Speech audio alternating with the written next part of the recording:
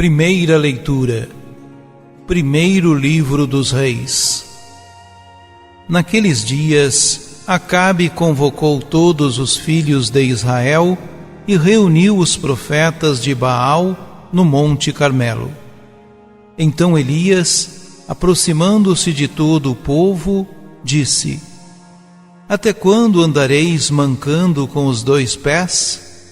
Se o Senhor é o verdadeiro Deus, segui-o, mas se é Baal, segui a ele. O povo não respondeu uma palavra. Então Elias disse ao povo: Eu sou o único profeta do Senhor que resta, ao passo que os profetas de Baal são 450. Deem-nos 2 novilhos, que eles escolham um novilho e depois de cortá-lo em pedaços, coloquem-no sobre a lenha, mas sem pôr fogo por baixo. Eu prepararei depois o outro novilho, e o colocarei sobre a lenha, e tampouco lhe porei fogo. Em seguida, invocareis o nome de vosso Deus, e eu invocarei o nome do Senhor. O Deus que ouvir, enviando fogo, este é o Deus verdadeiro. Todo o povo respondeu dizendo: Ótima proposição. Elias disse então aos profetas de Baal: Escolhei vós um novilho e começai, pois sois maioria. E invocai o nome de vosso Deus, mas não lhe ponhais fogo.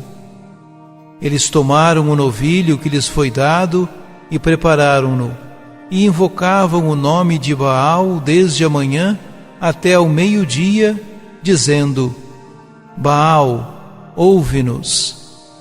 Mas não se ouvia voz alguma, e ninguém que respondesse. E dançavam ao redor do altar que tinham levantado. Ao meio-dia, Elias zombou deles, dizendo: Gritai mais alto, pois sendo um Deus, tem suas ocupações. Porventura ausentou-se ou está de viagem, ou talvez esteja dormindo, e é preciso que o acordem.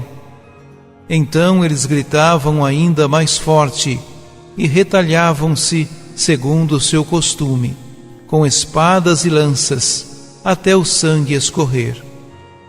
Passado o meio-dia, entraram em transe até a hora do sacrifício vespertino. Mas não se ouvia voz nenhuma, nem resposta, nem sinal de atenção. Então Elias disse a todo o povo: Aproximai-vos de mim. Todo o povo veio para perto dele, e ele refez o altar do Senhor, que tinha sido demolido. Tomou 12 pedras, segundo o número das 12 tribos dos filhos de Jacó, a quem Deus tinha dito: Teu nome será Israel. E edificou com as pedras um altar ao nome do Senhor. Fez em redor do altar um rego, capaz de conter 2 medidas de sementes. Empilhou a lenha, esquartejou o novilho e colocou-o sobre a lenha, e disse: Enchei 4 talhas de água e derramai sobre o holocausto e sobre a lenha. Depois disse: Outra vez. E eles assim fizeram uma segunda vez. E acrescentou: Ainda uma terceira vez. E assim foi feito. A água correu em volta do altar e o rego ficou completamente cheio. Chegada a hora do sacrifício, o profeta Elias aproximou-se e disse: Senhor, Deus de Abraão, de Isaque e de Israel, mostra hoje que tu és Deus em Israel e que eu sou teu servo e que é por ordem tua que fiz estas coisas. Ouve-me, Senhor, ouve-me, para que este povo reconheça que tu, Senhor, és Deus e que és tu que convertes os seus corações. Então caiu o fogo do Senhor, que devorou o holocausto, a lenha, as pedras e a poeira, e secou a água que estava no rego. Vendo isto, o povo todo prostrou-se com o rosto em terra, exclamando: É o Senhor que é Deus, é o Senhor que é Deus. Palavra do Senhor.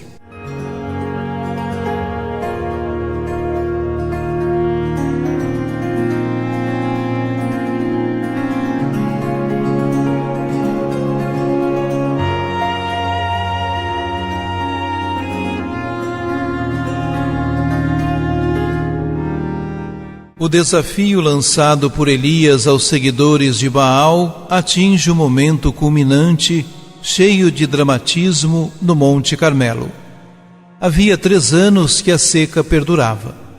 Elias ainda estava escondido para fugir ao extermínio dos profetas de Javé, promovido por Jezabel. No Monte Carmelo havia um altar sucessivamente dedicado a diferentes divindades.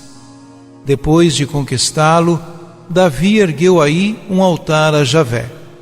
O nosso texto refere que o dito altar fora demolido e que o culto a Baal fora restaurado nesse lugar.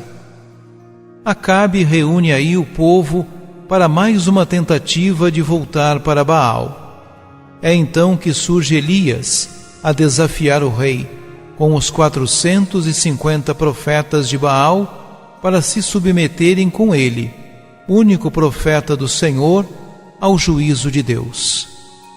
Os gritos dos que invocavam o Deus de Tiro e a hesitação paroxista dos seus profetas não conseguiram obter a descida do céu do fogo do Senhor. Pelo contrário, a oferta serena do sacrifício vespertino, feita por Elias, obteve-o. Assim ficou a saber-se que o verdadeiro Deus é Javé, o Deus de Abraão, de Isaque e de Israel. E seguiu-se a vingança sobre os falsos profetas, que o nosso texto omite.